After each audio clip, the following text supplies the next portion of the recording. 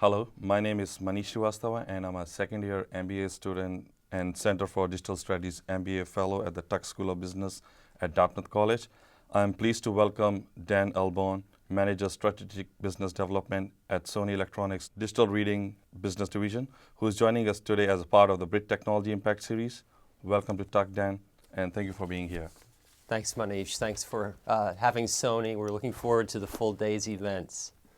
Sure. So let me start with my first questions. Ebooks have been a buzzword for the last couple of years, and it's a hot topic certainly with iPad coming tomorrow. So what is the current state of ebook market? How big is it now, and how big will it grow in the next 5 to 10 years? Yeah, I think one of the important things to consider when we talk about ebooks, especially for people who aren't quite as familiar, is to distinguish between the devices and the content. So when I address a question or hear something regarding ebook, I think of the content, the digitally published material. And then, of course, there's the realm of devices. Sony, of course, our digital reading business division, has a play in all of these areas. We're manufacturing a series of readers, as well as having a premier ebook service, our Reader Store, which today has about 95% coverage of the New York Times bestseller list. So what I'd like to say is to frame this regarding ebooks.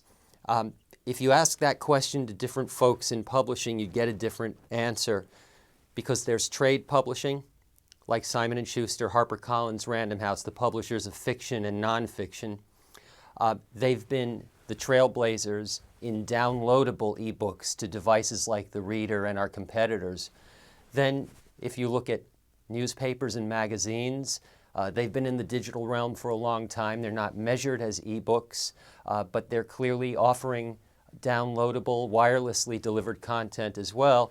And then just to complete the thought, which we could extend further, is looking at the learning companies, the textbook publishers, and how are they used and measured in terms of numbers. What I'd refer you to, and people who may hear this interview, is the International Digital Book Forum, idpf.org, tracks limited numbers, limited sales of ebooks, mostly for trade publishing, mostly for U.S. They work with the American Association of Publishers. So there are sources of information, but it's generally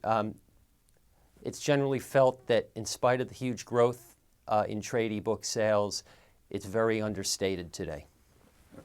So it's a much larger arena than people, and a much larger number of dollars than are the numbers that are bandied about at these times.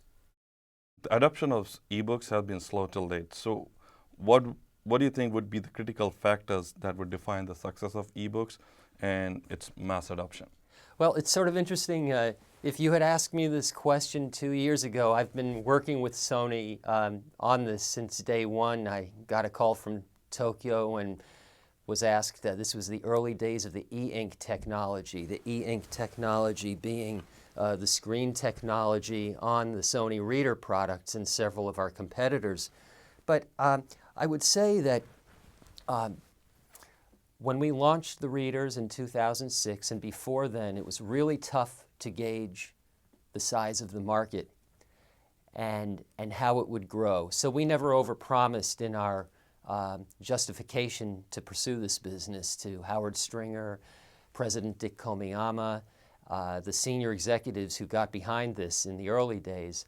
But what I've seen, much like books, consumer books, we see spikes in sales during holiday season, during Father's Day, Mother's Day, graduation, and I would say that we are now quickly approaching mass adoption, both in terms of a bona fide category of products, the e-ink based devices, the commitment the publishers have to creating ebooks, although there's a lot going on in the industry today about the pricing of ebooks and how the publishers, perhaps in their work with Apple, their work with Amazon, and of course their work with Sony. We have a very good relationship with the publishing community, There's a lot of flux in the pricing, but again, I'd say that the contribution of downloadable ebooks to the trade publishers business now is considerable. And as you see more and more devices, both dedicated readers like the Sony reader, and also multifunctional devices. If I were a publisher, I would not bank on my business growing through multifunctional devices. And that includes one that you mentioned here on Good Friday, coming out tomorrow. And that might be a debate, and I want to be careful in answering the question, but the bottom line is we know that dedicated reading devices, the price is coming down, there's more and more people getting them as stocking stuffers, and they are buying and borrowing ebooks. We're right on the cusp of mass adoption already. So you mentioned Sony was first to launch e-reader in 2006, but it seemed to have lagged behind Kindle. So what do you think have been the contributing factors? That comes up a lot, and I want to say that Amazon's entry into this business raised the bar in a number of areas, but also raised the visibility for ebooks and for consumer awareness. Sony, of course, has invested considerably in marketing as well. Last August, we launched 2 of our 3 newer readers, the 5-inch diagonal pocket device, 5-inch diagonal screen, more like a paperback in size. Women love this, especially romance readers and other fiction readers. We had a touch device that we introduced last August. All of this happening at the New York Public Library because we wanted to make a restatement of Sony's commitment to this business.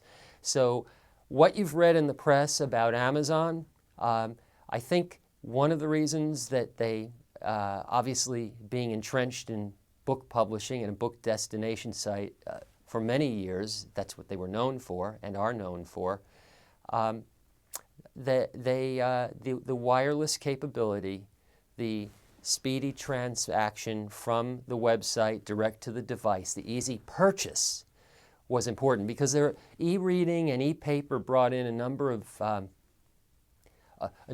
new capabilities or possibilities.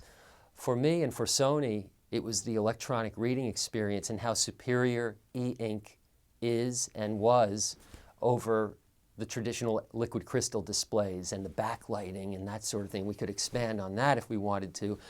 But then there's the distribution and the transaction. And I think that's where they did an excellent job.